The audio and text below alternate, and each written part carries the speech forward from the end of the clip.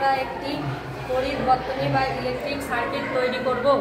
এই পরীক্ষাটির জন্য আমাদের লেগেছে একটি ব্যাটারি, 3 টুকরো তার, একটি সেফটি পিন ও একটি এলইডি বাল্ব।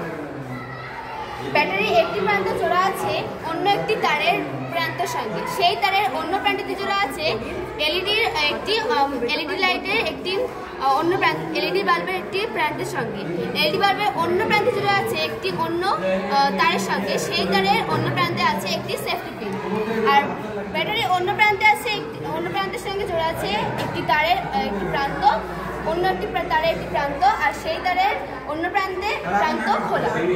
এখন আমরা দেখতে পাচ্ছি যে বর্তনীটা খোলা আছে এবং লাইটটাও জ্বলছে না। এখন আমরা বর্তনীটিকে সেফটি পিনের সঙ্গে ঠেকিয়ে দেখব লাইটটা জ্বলছে কিনা।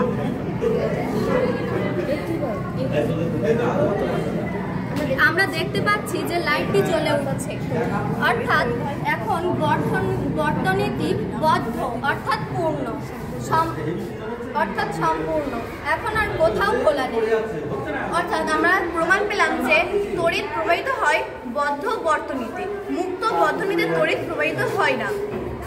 এইভাবে আজকে আমরা একটি তড়িৎ বর্তনী তৈরি করলাম এবং দেখলাম।